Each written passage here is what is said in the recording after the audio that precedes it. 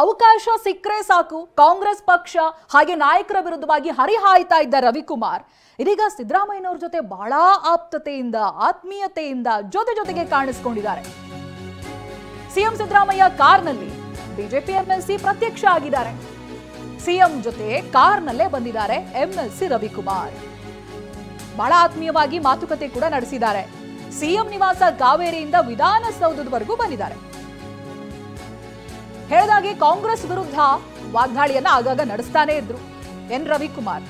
ಇದೀಗ ಆತ್ಮೀಯವಾಗಿ ಮಾತಾಡ್ಕೊಂಡು ಬಂದಿದ್ದಾರೆ. ಸಿಎಂ ಜೊತೆಗೆ ನಗ್ನಗ್ತಾ ಮಾತನಾಡಿರೋದು ಕಂಡು ಬಂತು. ವಿಧಾನ ಪರಿಷತ್ ವಿಪಕ್ಷ ಮುಖ್ಯ ಸಚೇತಕ ರವಿಕುಮಾರ್ ಅವರು ಆ ಜವಾಬ್ದಾರಿಗೂ ಏನೋ ಎಲ್ಲೆಲ್ಲೂ ವೇದಿಕೆ ಸಿಗುತ್ತೆ, ಅವಕಾಶಗಳು ಸಿಗುತ್ತೆ, ಪಕ್ಷದ ವಿರುದ್ಧವಾಗಿ ಹರಿಹಾಯ್ತಾ ಇದ್ರು, ಕಾಂಗ್ರೆಸ್ ಪಕ್ಷದ ವಿರುದ್ಧವಾಗಿ. ಅದರಲ್ಲಿ ಸಿಎಂ ಡಿಸಿಎಂ ಎಲ್ಲರೂ ಕೂಡ ಇನ್ಕ್ಲೂಡ್ ಆಗ್ತಾ ಇದ್ರು.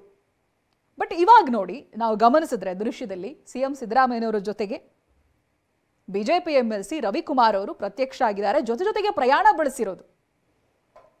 ಈ ಪ್ರೈವೇಟ್ ಯಾವುದೋ ಕಾರ್ಯಕ್ರಮಗಳೆಲ್ಲ ಕಾಣಿಸ್ಕೊಂಡ್ರೆ ಅದು ಕರ್ನಾಟಕದ ರಾಜಕೀಯದ ಒಂದು ಸ್ಪೆಷಲ್ ಅಂತ ಹೇಳ್ಬೋದು. ಕರ್ನಾಟಕದ ರಾಜಕೀಯ ಇರೋದೇ ಹಾಗೆ ಅಂತ.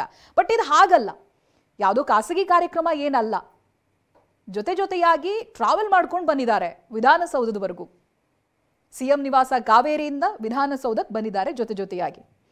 ಆಮೇಲೆ ಅಲ್ಲೇನು ಮುನ್ಸು ಕೋಪ ಅದೆಲ್ಲ ಇಲ್ಲ, ಆತ್ಮೀಯವಾಗಿ ಮಾತನಾಡಿದ್ದಾರೆ, ನಗ್ನಗ್ತಾ ಮಾತನಾಡಿದ್ದಾರೆ. ಆಪ್ತತೆ ಕಾಣಿಸುತ್ತೆ, ನಿಮಗೆ ದೃಶ್ಯದಲ್ಲಿ ಕಾಣಿಸುತ್ತೆ. ಯಾವಾಗ ನೋಡಿದ್ರೂ ಕೌಂಟರ್ ಅಟ್ಯಾಕ್ಗಳನ್ನ, ಮಾತಿನ ವಾಗ್ದಾಳಿಗಳು ನಡೀತಾ ಇತ್ತು. ಬಟ್ ಇವಾಗ ಪರಿಸ್ಥಿತಿ ಕೊಂಚ ವಿಭಿನ್ನವಾಗಿ ಕಾಣಿಸ್ತಾ ಇದೆ. ಈ ದೃಶ್ಯಗಳನ್ನು ಗಮನಿಸಿದ್ರೆ ಎನ್ ರವಿಕುಮಾರ್ ಅವರು ಕಾರಿನ ಹಿಂಬದಿ ಸೀಟ್ನಲ್ಲಿ ಕೂತಿದ್ದಾರೆ. ಸಿಎಂ ಸಿದ್ದರಾಮಯ್ಯ ಮುಂಭಾಗದಲ್ಲಿ ಕೂತಿದ್ದಾರೆ. ಜೊತೆಗೆ ಬಂದಿದ್ದಾರೆ, ಜೊತೆಗೆ ಇಳಿದು ಮಾತನಾಡಿದ್ದಾರೆ. ನೋಡಿ, ಮೊದಲು ಎನ್ ರವಿಕುಮಾರ್ ಅವರು ಇಳಿದಿದ್ದಾರೆ, ಅನಂತರ ಸಿಎಂ ಸಿದ್ದರಾಮಯ್ಯ ಅವರು ಇಳಿಬೇಕಾದ್ರೂ ಕೂಡ ಮಾತುಕತೆ ನಡೆಯಿತು. ಜೊತೆಗೆ ಒಳಗೆ ಹೋಗ್ತಾರೆ, ವಿಧಾನಸೌಧದ ಒಳಭಾಗಕ್ಕೆ ನಡೀತಾರೆ. ಆ ಸಂದರ್ಭದಲ್ಲೂ ಕೂಡ ಮಾತನಾಡಿಕೊಂಡೇ ಹೋಗಿದ್ದಾರೆ.